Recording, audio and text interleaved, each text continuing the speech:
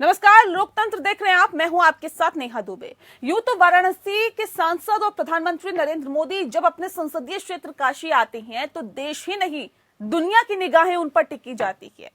कारण प्रधानमंत्री नरेंद्र मोदी हर बार अपनी काशी के लिए कुछ अलग कर जाते हैं। इस बार मौका और भी खास था। काशी विश्वनाथ धाम के लोकार्पण पर प्रधानमंत्री ने काशी की पुरातन संस्कृति और नवीनता का जिक्र कर बनारस की छवि दुनिया के सामने और मजबूत कर दी। काशी और भोलेनाथ के जरिए उन्होंने धर्म और विकास को भी एक साथ पिरोया। 30 घंटे के प्रवास पर बनारस पहुंचे प्रधानमंत्री ने एक साथ कई समीकरणों को साधने की कोशिश की। सांस्कृतिक नगरी काशी को नई पहचान दिलाने और उसका गौरव वापस लौटाने का दावा करने वाली बीजेपी ने इस कार्यक्रम के जरिए पूरे पूर्वांचल का सियासी समीकरण साधने का प्रयास किया।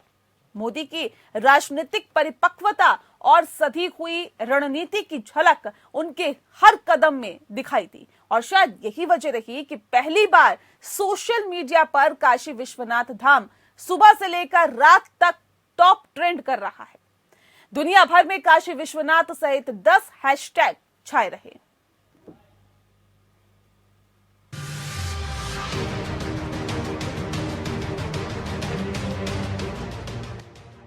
प्रधानमंत्री नरेंद्र मोदी ने अपने संसदीय क्षेत्र वाराणसी के 2 दिन के दौरे के दौरान जहां सोमवार को लगभग 339 करोड़ रुपए की लागत से नवनिर्मित काशी विश्वनाथ धाम के पहले चरण का उद्घाटन किया, तो वहीं मंगलवार को उन्होंने बीजेपी शासित 12 राज्यों के मुख्यमंत्रियों के साथ बैठक की। प्रधानमंत्री ने असम, अरुणाचल प्रदेश, गोवा, गुजरात, हरियाणा, हिमाचल प्रदेश, कर्नाटक, मध्य प्रदेश, मणिपुर, त्रिपुरा, उत्तर प्रदेश और उत्तराखंड के मुख्यमंत्रियों के साथ गुड गवर्नेंस को लेकर बैठक की। बैठक में जेपी नड्डा और भूपेंद्र यादव भी मौजूद थे। उन्होंने वाराणसी के BLW गेस्ट हाउस में 2022 के विधानसभा चुनाव पर चर्चा करने के लिए एक उच्च स्तरीय बैठक भी की। बैठक में भाग लेने वालों में बीजेपी अध्यक्ष जेपी नड्डा, उत्तर प्रदेश के मुख्यमंत्री योगी आदित्यनाथ, राज्य प्रभारी धर्मेंद्र प्रधान और पार्टी के प्रदेश अध्यक्ष स्वतंत्र देव सिंह शामिल थे। बताया जा रहा है कि इस बैठक में उत्तर प्रदेश चुनाव और टिकट वितरण पर मंथन भी हुआ है। किसान आंदोलन, महंगाई जैसे मुद्दों पर घिरने के बाद प्रधानमंत्री मोदी उत्तर प्रदेश के इस बार के विधानसभा चुनाव को लेकर कोई रिस्क नहीं लेना चाहते हैं। यही वजह है कि अपने संसदीय क्षेत्र में 12 बीजेपी शासित राज्यों के मुख्यमंत्रियों को जुटाकर उन्होंने शक्ति प्रदर्शन किया और डबल इंजन सरकार के फायदे बताए। दरअसल सोमवार को बनारस दौरे पर पहुंचे प्रधानमंत्री नरेंद्र मोदी के बाबतपुर एयरपोर्ट पर उतरने के साथ ही उनके हर एक कदम में एक सधी हुई रणनीति साफ नजर आ रही थी। काल भैरव मंदिर के बाहर लोगों को अभिवादन लेना, हर हर मोदी के नारे लगना, घाट की ओर जाते समय प्रोटोकॉल तोड़कर एक बुजुर्ग के हाथों पगड़ी पहनना, गंगा में डुबकी और काशी विश्वनाथ कॉरिडोर के उद्घाटन के बाद संबोधन, ये सभी ऐसे कदम थे जिनमें मोदी की राजनीतिक परिपक्वता और सधी हुई रणनीति साफ दिखी। शाम को गंगा आरती देखने के बाद देर रात प्रदेश के मुख्यमंत्री योगी आदित्यनाथ के साथ बनारस की सड़कों और रेलवे स्टेशन पर घूमना और विकास कार्यों की समीक्षा कर पीएम मोदी ने विकास, धार्मिक और ऐतिहासिक तथ्यों को जोड़कर जो संदेश दिया है, उसकी काट निकालना विपक्ष के लिए आसान नहीं होगा। दरअसल बीजेपी और संघ की कोशिश साफ है कि कैसे हिंदू या हिंदुत्व का जिक्र किए बिना सिर्फ पुराने रेफरेंस देकर वोटरों को साधा जाए और ध्रुवीकरण किया जा सके। मंगलवार को प्रधानमंत्री ने स्वरवेद महामंदिर में विहंगम योग के 98वें वार्षिकोत्सव को संबोधित करते हुए बनारस को देश की नई दिशा देने वाला शहर बताया। साथ ही कहा कि यहीं से पूरा भारत के विकास का रोड मैप तय होता है। हमारी सभ्यता के ये प्राचीन शहर पूरे विश्व को दिशा दिखा सकते हैं। बनारस जैसे शहरों ने मुश्किल से मुश्किल समय में भी भारत की पहचान के, कला के, उद्यमिता के बीजों को सहेज कर रखा है। आज जब हम बनारस के विकास की बात करते हैं तो इससे पूरे भारत के विकास का रोड मैप भी बन जाता है। उधर काशी से महज 65 किलोमीटर की दूरी पर स्थित जौनपुर में सपा के राष्ट्रीय अध्यक्ष अखिलेश यादव ने शक्ति प्रदर्शन किया।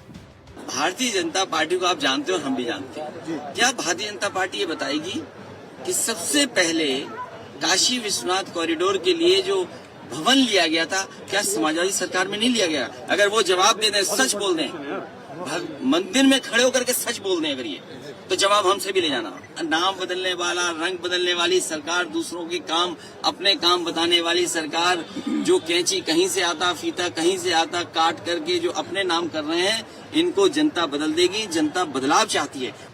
पूर्वांचल सभी सियासी दलों की चुनावी रणनीति के लिए बेहद अहम है।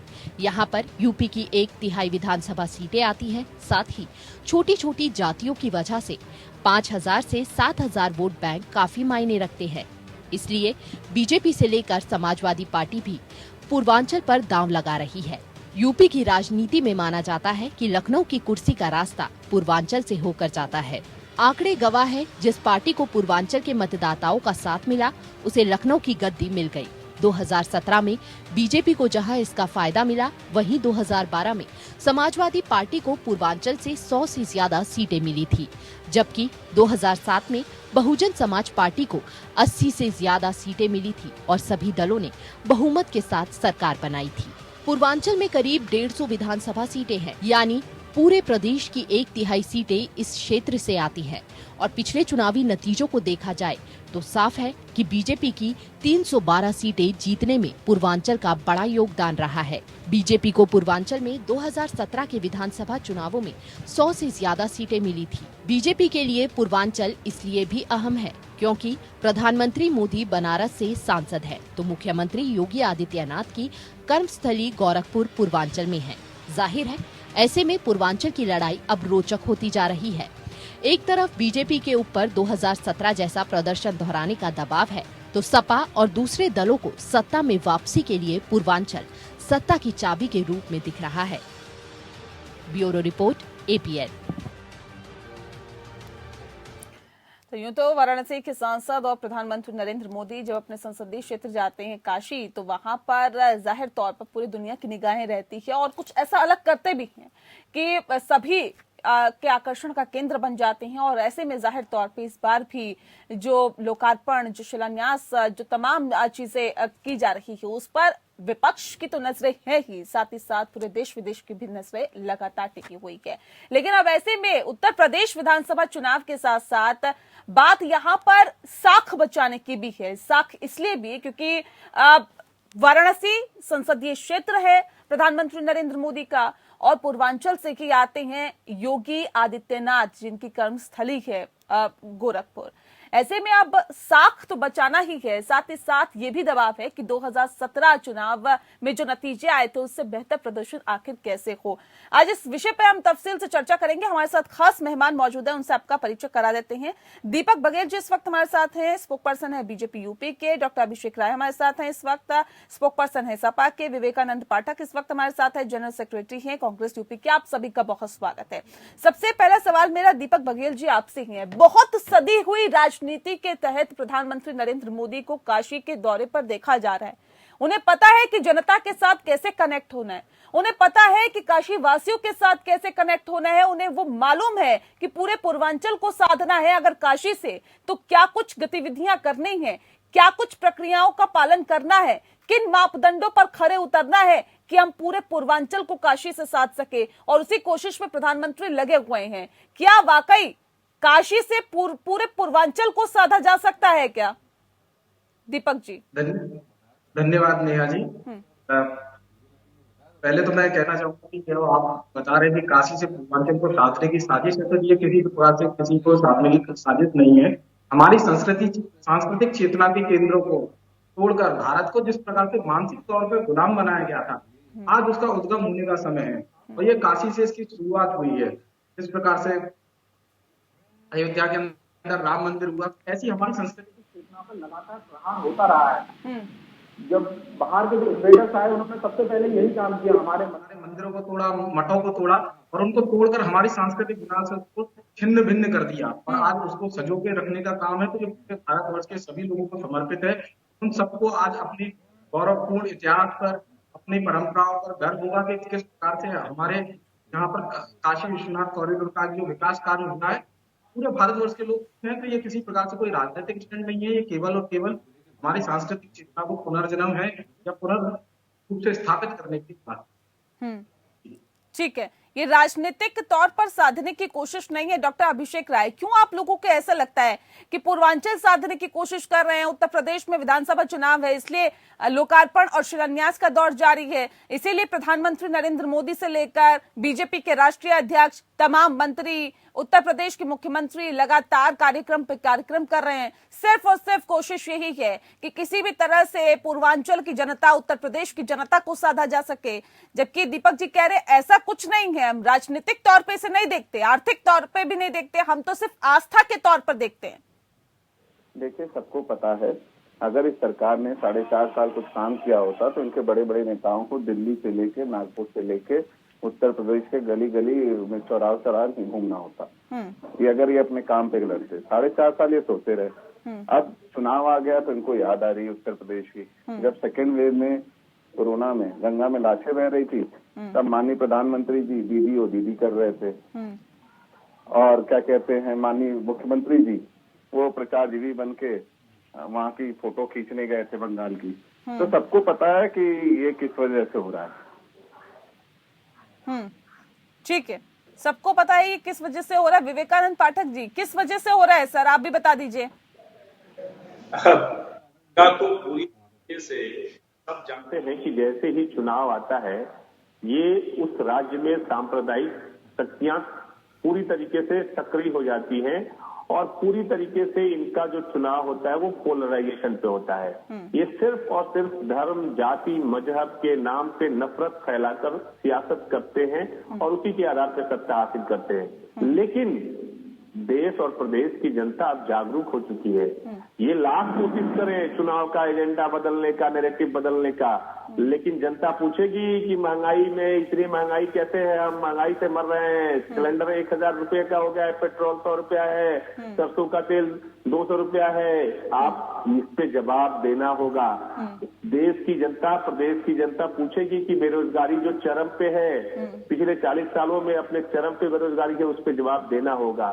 जवाब देना होगा कि देश के अन्नदाता किसान, जिनकी वजह से सबको भोजन मिलता है, 2 वक्त की रोटी मिलती है, उनके ऊपर जो अत्याचार और हमले हुए, जो 700 किसान, लेकिन इस बात को तो आप मानेंगे ना, बहुत राजनीतिक परिपक्वता के साथ प्रधानमंत्री नरेंद्र मोदी इस 30 घंटे को पूरे तरह से मैनेज करते हुए आए हैं। उन्हें बहुत बेहतर तरीके से पता है कि उन्हें हर एक घंटा कहाँ बिताना है, कैसे बिताना है। रात में रेलवे स्टेशन में चले जाते हैं बनारस के।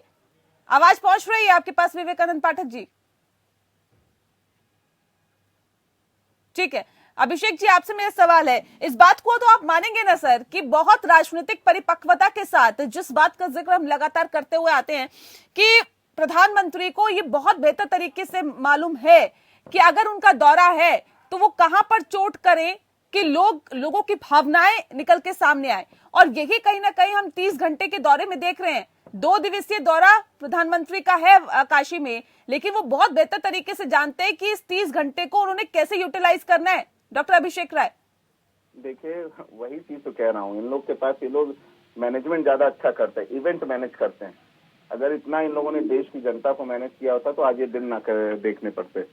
आप एक चीज समझ लें कि आप कोई भी चीज देख लें, चाहे इनके इवेंट मैनेजमेंट होते हैं उत्तर प्रदेश में। इन्होंने 9 मेडिकल कॉलेजेस का शिलान्यास कर दिया, उद्घाटन भी कर दिया उन्होंने। उद्घाटन किया आधे अधूरे मेडिकल कॉलेजेस का, ना वहाँ फैकल्टी रिक्रूटमेंट है, ना कोई चीज है। महंगाई पे ये लोग बात नहीं करेंगे, ना ये लोग बेरोजगारी पे बात करेंगे, क्योंकि उस पे इनको जनता को जवाब देना होगा। तो ये सिर्फ मन की बात करने आते हैं माननीय प्रधानमंत्री जी। जैसे इन्होंने 3 काले कानून वापस लिए, लेकिन ये नहीं बताया, संसद ने बहस नहीं करी उसके लिए, ना उसके फायदे पहले 12 महीने इनके प्रवक्ता गिनाते रहते थे, तो वो वापस क्यों ले लिया भाई? बहस होनी चाहिए थी, लेकिन इसका इनके पास कोई जवाब नहीं होगा। तो जनता बहुत समझदार है, जनता समझ रही है कि ये क्या दिखावा कर रहे हैं। ये जुमलों की सरकार है। अब चुनाव बेला आ गई है, तो चला की बेला में ये इस तरह के दिव्य आयोजन करके जनता को दिग्भ्रमित करने का कार्य कर रहा है। ठीक है, विवेकानंद पाठक जी जल्दी से रखिए अपनी बात। बिल्कुल। मेरी आवाज क्योंकि डिस्कनेक्ट हो गई हाँ, थी। मैं जो ठीक। सीधे बात करना चाहता हूँ कि प्रधानमंत्री जी के पास थोड़ी भी जमीन है या नहीं, भारतीय जनता पार्टी के नेताओं और प्रवक्ताओं के पास थोड़ी भी जमीन है कि नहीं, कि केंद्र में एक मंत्री, उनका बेटा, टेनी जी का बेटा, किसानों रिपोर्ट भी आ गई है कांग्रेस की रिपोर्ट में, इसमें साफ साफ है कि षड्यंत्र था कि हत्या की साजिश पहले से रखी गई थी। किसानों को कौन सा मुंह दिखाएगी ये सरकार? देश प्रदेश के नौजवानों को कौन सा मुंह दिखाएगी ये सरकार जब रोजगार पे सवाल करेंगे देश प्रदेश के नौजवान? जब महंगाई को लेकर प्रदेश की आम जनता सवाल करेगी, ये कौन सा मुंह दिखाएंगे? कि कितनी भी ध्रुवीकरण करने की कोशिश कर ले, कितनी भी पोलराइजेशन करने की कोशिश कर ले, लाख नैरेटिव से बदलने का कोशिश कर ले, लेकिन प्रदेश की जनता इस बार एकदम सजग है। वो सवाल करती है, प्रदेश का किसान पूछता है कि आवारा पशुओं से जब हमारे खेत चल रहे हैं, वो जवाब आपको देना होगा। ठीक है, आपको जवाब देना होगा कि जब ठीक है दीपक जी, अब सवाल इस बात को लेकर है जिस बात का जिक्र दोनों नेता कर रहे हैं। इनका कहना है कि सिर्फ और सिर्फ ध्रुवीकरण की राजनीति की जाती है, हिंदूवादी पर ही चुनाव लड़ने की कोशिश की जाती है, आस्था पर चुनाव लड़ने की कोशिश की जाती है, धर्म और जाति की राजनीति करती है भारतीय जनता पार्टी। अगर इतना ही काम किया होता तो आज क्या ये नौबत आती कि आप ध्रुवीकरण की राजनीति कर रहे हैं, आस्था की राजनीति कर रहे हैं, आप हिंदू की राजनीति कर रहे हैं? क्या ये नौबत आती क्या दीपक जी? जी नेहा जी, प्रदेश की जनता को यही समझने की आवश्यकता है कि आज किस तरह से विवेकानंद जी ने, नाम तो विवेकानंद जी का रख लिया पर अपने स्मरण शक्ति विवेकानंद जी जैसी नहीं पाई। इनको शायद याद नहीं, बीतुल के अंदर एक घटना हुई थी एमपी के अंदर। दिग्विजय सिंह उस समय मुख्यमंत्री थे और वहां पर जब उनकी अतिवृष्टि के कारण वहां पर फसल किसानों की बर्बाद हो जाती है, तो एकदम आकर अनाकट से वहां पर पुलिस उनके ऊपर लगातार गोलियां चलाती है। 23 किसान और एक स्कूल जाने वाला बच्चा मर जाता है। जलियांवाला बाग जैसी हत्याकांड वहां पर होता है। और ये आज किसानों की बात कर रहे हैं, रौंदा जिस प्रकार से किसानों को जाता है, ये कांग्रेस पार्टी की दिखाती है। ये राजस्थान में जाते हैं, ये पूछते कि 1 2 3 10 तक गिनती गाते हैं और एक चुटकी में हम किसानों का कर्जा माफ करते हैं। आज तक कांग्रेस में नहीं हुआ। अब धर्म जाति को कौन लेकर आया? ये कांग्रेस के यही लोग हैं जो हिंदू की तुलना आईएसएफ को हरम से कर रहे हैं। ओवर अयोध्या के ऊपर राइज ओवर कम से कम कांग्रेस के ऊपर कर रहे हैं। जिस प्रकार से ये लगातार हिंदू धर्म को हमला करते जा रहे हैं, तो उनको पता नहीं कि किस प्रकार से आज हिंदू एक है। दीपक जी, अब एक सवाल इस बात को लेकर भी, अगर काशी में प्रधानमंत्री के कल के भाषण का भी अगर हम जिक्र करें तो औरंगजेब का भी जिक्र हुआ, वहां पर शिवाजी का भी जिक्र हुआ। प्रधानमंत्री ने इशारों में समझाने की कोशिश की कि एक बार फिर से हिंदुओं को एकजुट होने की जरूरत है, एक बार फिर से चुनाव से पहले ये कोशिश की जा रही है एक संदेश देने की कि हिंदू अब एकजुट हो। ये क्या बताने की कोशिश है सर? क्या अब जिस बात का जिक्र विवेकानंद पाठक जी कर रहे हैं या डॉक्टर अभिषेक राय करते हैं, ये कहते हैं कि एक बार फिर से ध्रुवीकरण की राजनीति करने की ओर बीजेपी अग्रसर है। क्या आप लोगों को आभास है कि विकास के नाम पर तो हम चुनाव जीतने नहीं वाले, एक बार फिर से ध्रुवीकरण का सहारा ले लेते हैं? जी नहीं, आज किसी भी प्रकार का कोई ध्रुवीकरण नहीं है। पहले जिस प्रकार का तुष्टीकरण होता था, आज हिंदुत्व की बात हो रही है। इस बयान के मैं क्या मायने निकालूं? औरंगजेब का जिक्र और शिवाजी का जिक्र, ये क्यों हुआ? क्या वजह इसके पीछे थी? जी नेहा जी, मैं वही बताना चाह रहा हूँ। लगातार हमारी संस्कृति पे, हमारे मंदिरों पर, मठों पर लगातार जो हमले होते, चाहे वो औरंगजेब ने किए, चाहे वो मोहम्मद गौरी ने किए, चाहे वो शाहजहां ने किए, शाहजहां ने किए। इन लगातार जिस प्रकार से हमारे मंदिरों मठों पे ये लगातार से हमला करते आए और उसके बाद उनके बगल में एक मस्जिद बनवाते आए और उस मस्जिदों की रक्षा करने के लिए और उन पर अगर किसी प्रकार की कोई बात आ जाए तो समाजवादी पार्टी के लोग और कांग्रेस के पार्टी के लोग लगातार मुस्लिम तुष्टीकरण के लिए, मुस्लिम वोटों को हासिल करने के लिए विभिन्न प्रकार से अपने एजेंडे चलाते रहते हैं। चाहे उसके लिए हिंदुओं की तुलना आईएसएस से कर दो, बोको हराम से कर दो। इनके शशि थरूर ने एक बयान दिया था, अगर 2019 का चुनाव भारतीय जनता पार्टी जीत जाती है तो पूरा देश हिंदू की लेबोरेटरी बन जाएगी। इस प्रकार के कॉरिडोर के उद्घाटन के मौके पर सवाल सीधा सा एक, औरंगजेब और शिवाजी का जिक्र क्यों हुआ? डॉक्टर अभिषेक राय, आप बताइए। देखिए नेहा जी, बहुत सीधी सी बात है। अभी दीपक भाई खुद ही नहीं बता पा रहे थे। हमारी पार्टी जो है सिर्फ समाज को जोड़ने का काम करती है। हम हर पार्टी, हमारे पार्टी में किसी समाज को ले लिया, चाहे वो दलित चाहे सवर्ण हो, चाहे अल्पसंख्यक हो, चाहे किसी वर्ग हो, हम सबके विकास की सोचते हैं, हम सबको अपने साथ लेने की सोचते हैं। इसीलिए हम सब समाज को जोड़ने की बात करते हैं। लेकिन क्योंकि इन्होंने 4.5 साल कुछ नहीं किया, तो अब इनके पास और कोई मुद्दा नहीं रह गया सिवा हिंदू मुद्दे करने के और इस की उन्मादी बातें करने के।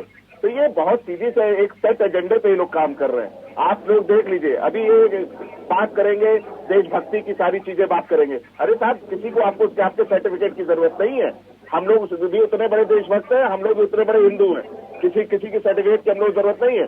जनता के बीच विकास के मुद्दे लेके जाइए। बात जब हिंदुओं की होती है तो राहुल गांधी का जिक्र भी होना बहुत जरूरी है। विवेकानंद जी, मैं हिंदू हूँ, हिंदूवादी नहीं हूँ, ये क्या बताने की कोशिश राहुल गांधी करते हैं? क्योंकि विधानसभा चुनाव नजदीक है, उसके पहले उन्हें मंदिरों में जाना भी याद आ जाता है, उन्हें हिंदू हूँ, हिंदूवादी नहीं हूँ ये भी बताना याद आ जाता है। क्या बताने की कोशिश कर रहे हैं राहुल गांधी?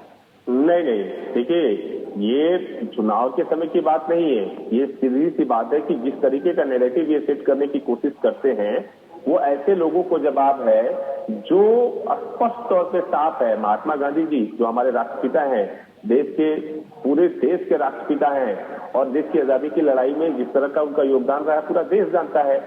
साफ शब्दों में कहा था उन्होंने कि मैं हिंदू हूँ। और राहुल जी हमारे जो नेता हैं, उन्होंने यह कहकर बताने की कोशिश किया है कि हिंदू मतलब महात्मा गांधी और हिंदुत्ववादी मतलब गोडसे का जो काम था वो यही था। आरएसएस का उस समय, चाहे वो हिंदू महासभा हो, उस समय जो काम था 1942 में, वो यही था कि देश को अंग्रेजों के साथ दलाली करते थे, देश में बंटवारा करने का काम करते थे, देश में नफरत फैलाने का काम करते थे। जब 1942 के आंदोलन में पूरा देश कांग्रेस पार्टी के तो कौन नफरत फैलाने का काम कर रहा है सर? क्या बताना चाह रहे हैं? साफ बताना चाह रहे हैं कि हिंदू और हिंदूवादी में फर्क है। ये जो हिंदूवादी हैं, जो आरएसएस के लोग हैं, जो हिंदू महासभा के लोग हैं, जो बीजेपी के लोग हैं, ये नाथूराम गोडसे की विचारधारा को मानने वाले लोग हैं। ये उनकी विचारधाराओं पे काम करने वाले लोग हैं और इस देश में नफरत फैलाने के काम करते हैं, इस देश को तोड़ने का काम कर रहे हैं, इस देश को कमजोर बनाने के काम कर रहे हैं, इस देश को पूरी तरीके से धर्म और नफरत के आधार पर तोड़ने का काम करने की कोशिश कर रहे हैं। लेकिन स्पष्ट तौर पे जब तक कांग्रेस पार्टी खड़ी है, जब तक हमारे नेता खड़े हैं, हम इस देश को टूटने नहीं देंगे। और ये लाख कोशिश कर ले। ठीक है दीपक जी, आखिर ये क्यों आरोप लग रहे हैं आप लोगों पर? बस 10 सेकंड जल्दी से रखिए। इतिहास बदल रहे हैं, किस तरीके से इतिहास बदलने की कोशिश कर रहे हैं और इनको इतिहास का ज्ञान ही नहीं है। इन्हीं की पार्टी की एक प्रवक्ता जो यह बता रही थी कि लीज पे आजादी है, ये इसी तरह का इतिहास ये लोग पढ़े हैं कि लीज पे आजादी है। कोई प्रवक्ता इनका कहता है कि 2014 के बाद आजादी मिली है।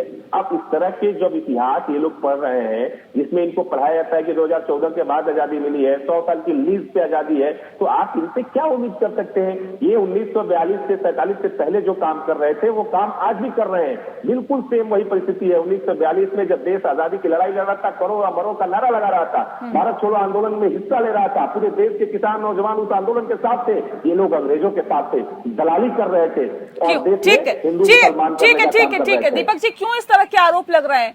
चुनाव नजदीक है सर, और इस वक्त इस तरह के आरोप आप लोगों पर लगातार लगते आ रहे हैं कि आप लोग इस तरह की राजनीति करते हैं, आप देश को खोखला करने का काम कर रहे हैं, हिंदुत्ववादी सोच के साथ आगे बढ़ रहे हैं, जिस बात को नकारते हैं राहुल गांधी।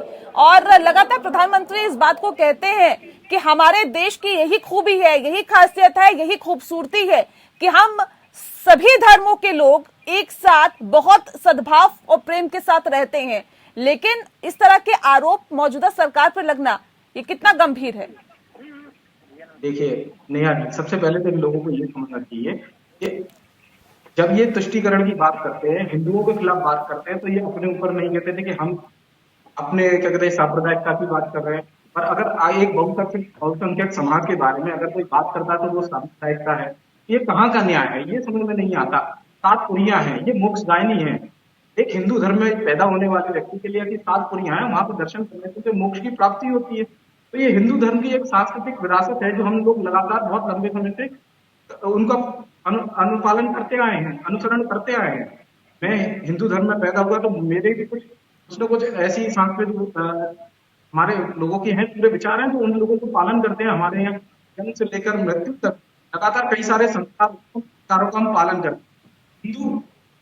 क्या कहता भारत पैदा हुआ 1947 में, परंतु हम कहते हैं कि राष्ट्र तो हमारा 1000 साल पुराना है, पहले हमारी राष्ट्र की ऐसा नहीं कि 47 में ही आजादी, 47 में हमें बिल्कुल आजादी मिली और हम इस बात को मानते हैं संविधान लागू हुआ और उसके बाद में हम संविधान का अनुसरण करते हैं।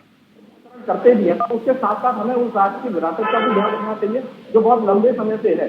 अरे भैया, नागपुर के कार्यालय पर 50 साल तक राष्ट्रीय ध्वज नहीं फहराया, आप कहाँ मानते हो? है तो सांस्कृतिक विरासत को और आध्यात्मिक चेतना को जीवित करने के लिए अगर हम कोई बात कहते हैं तो उनको गलत ही लग जाती है। इसी काशी के अंदर उन्होंने बताइए, आपने 4.5 साल में कितने अस्पताल बनाए? आपने 4.5 साल में कितने रोड बना दिया? आपने 4.5 साल में किसी के लिए क्या किया?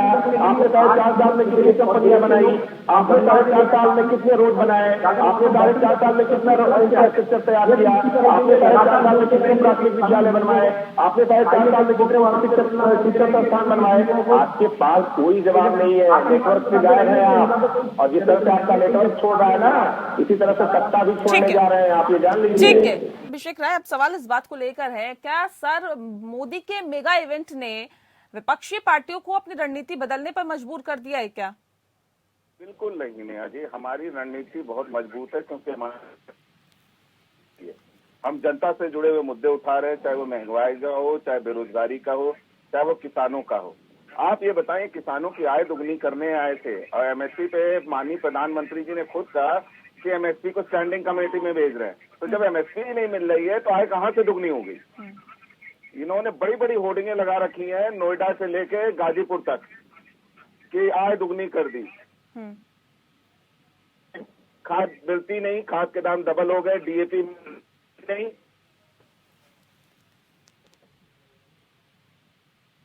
जनता ये मुद्दा समझ रही है। चाहे पश्चिम का मुद्दा आप ले लें, पश्चिम में तो इन्हें किसानों ने को डर था, तो माननीय प्रधानमंत्री मिश्रा तेली को बगल में बैठा के पूछे हुए, तो उनको क्यों नहीं सर, अब सवाल इस बात को लेकर भी है ना सर, ये क्या अखिलेश यादव के जो दावे हैं वो क्या नहीं लगता कि समाजवादी पार्टी के लिए ही सरदर्द बनते जा रहे हैं? जो कार्य भारतीय जनता पार्टी कर रही है वो तो कहते हैं जी इसका तो शिलान्यास हमने किया था, ये तो हमारा प्लान था। अब क्या हिंदुत्व के पिच पर खेलने की कोशिश की जा रही है क्या अखिलेश यादव की तरफ से? अगर ये कहते हैं कि कॉरिडोर का प्लान हमारा था, अगर ये कहते हैं कि कॉरिडोर बनाने का, काशी विश्वनाथ में कॉरिडोर बनाने का प्लान हमारा था, तो क्या हिंदुत्व के फ्रंट पिच पर खेलने की कोशिश की जा रही है क्या अखिलेश यादव की तरफ से? मैं आपको बनारस के डीएम का भी नाम बताता हूँ, प्रांजल यादव नाम था, जिन्होंने जब ये कॉरिडोर बनना शुरू हुआ उन्होंने अधिग्रहण करना शुरू किया। 1 जनवरी 2015 की घटना है।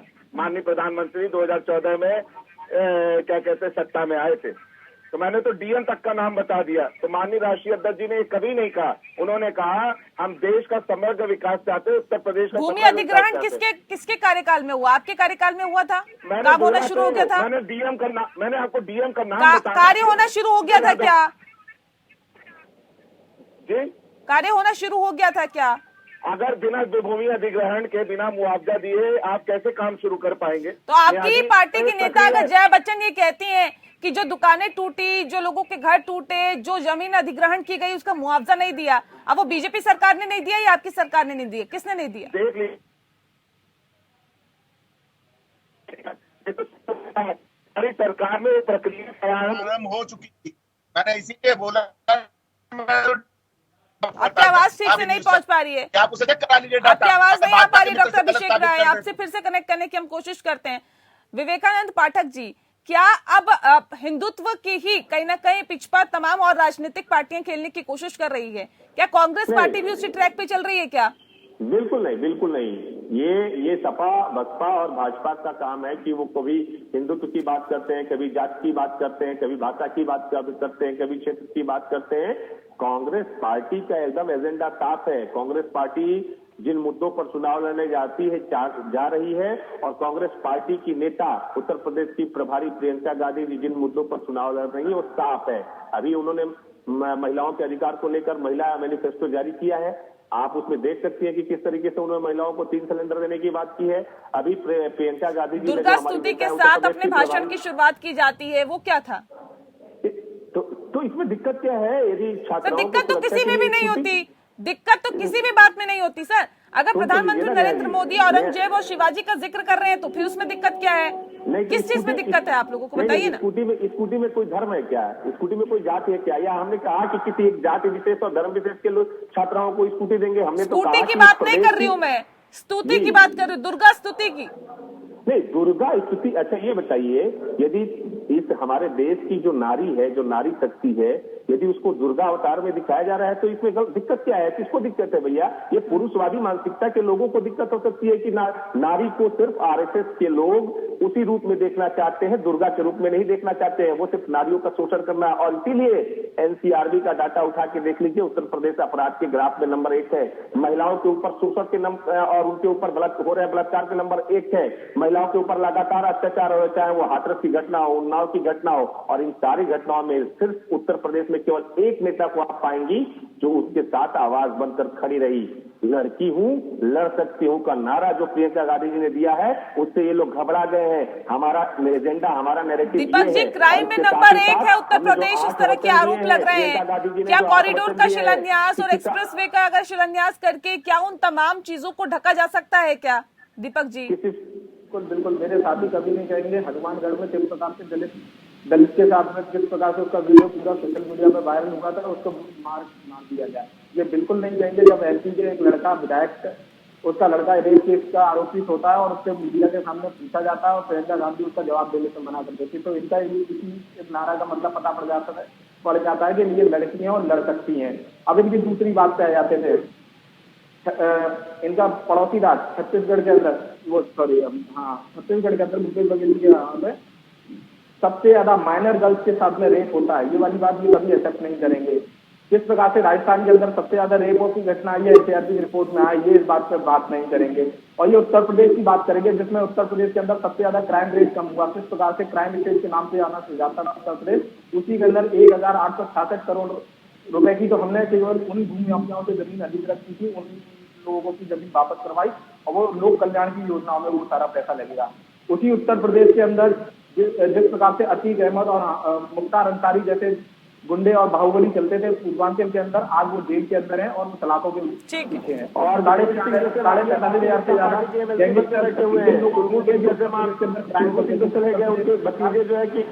अपराध रोकने के लिए लगातार काम कर रही है और उसमें कर रहे हैं कि प्रधानमंत्री नरेंद्र मोदी की राजनीति की काट ढूंढना क्या आप लोगों के लिए एक बड़ी चुनौती है?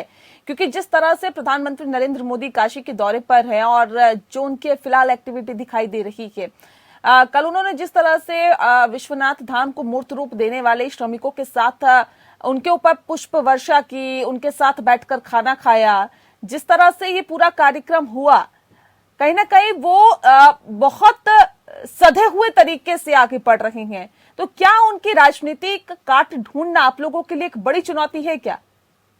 देखिए, हमारे लिए चुनौती ये नहीं है, क्योंकि हमें एक झूठ और फरेब से लड़ना है और हमें पता है कि किस तरह का ये लोग फरेब दिखाते हैं, जनता को जुमलों में फंसाते हैं और जनता इस बात को बहुत अच्छे से समझती है।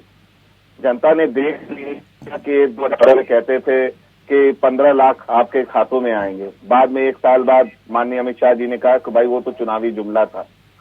तो जनता इनके सारे झूठ और फरेब को समझ रही। 2014 में महंगाई डायन थी और आज, लेकिन सर 2019 में फिर जनता ने विश्वास किया ना, वो तो 2014 की बात हो गई। तो वही बात कह रहा हूँ, 2019 की महंगाई और 2021 की महंगाई में अंतर अगर मियां जी आपके नहीं समझ में आ रहा है तो मुझे बता पाने में मुझे तो सब समझ में आ रहा है, लेकिन सवाल इस बात को लेकर है कि जनता विश्वास कर रही है। आप उस झूठ और फरेब जिसका जिक्र आप कर रहे हैं, क्यों आप जनता के सामने नहीं रख पा रहे हैं? कहाँ खामी, कहाँ कमियां हैं? हम जनता के बीच में आज आपने जौनपुर में हमारे माननीय राष्ट्रीय अध्यक्ष जी की अगर रैली देखी होगी, जो हमारा विजय रथ जहां जहां से निकल रहा है, आप जन सैलाब देख रही हैं, वो बदलाव का संकेत है, वो लाल रंग इनकलाब का संकेत है, क्रांति का संकेत है। इसलिए माननीय प्रधानमंत्री जी को लाल बना रहा है आपने, तो उनकी घटनाओं की नींद उड़ी हुई है। इन्हें पता है कि योगी जी जा रहे जनता के बीच बात है, हम चाहे लखीमपुर खीरी की घटना है, सारे जनता के बीच में है और जनता के आवाज बनके सबसे जिम्मेदार विपक्ष की भूमिका निभा रहे हैं। लेकिन प्रधानमंत्री का कहना है कि लाल टोपी, लाल रंग मतलब रेड अलर्ट, उत्तर प्रदेश के लिए खतरे की घंटी। बिल्कुल है नेहा जी, रेड अलर्ट है ये महंगाई के लिए, रेड अलर्ट है ये भारतीय जनता पार्टी के कार्यकर्ताओं के लिए, एमएलए एमपी को जिनको गांव में नहीं घुसने दिया जा रहा, क्योंकि जो वादे किए थे वो तो किए नहीं, जो शब्दबाज किए कुछ नहीं। 4.5 साल में ये 5 काम ऐसे ये लोग नहीं गिरा पाएंगे जिसका इन्होंने ईंट रखी हो, शिलान्यास किया हो, उसका उद्घाटन कर दिया हो। आप पूछे इनके प्रवक्ताओं से, इनके नेताओं से, अगर ये बता दें।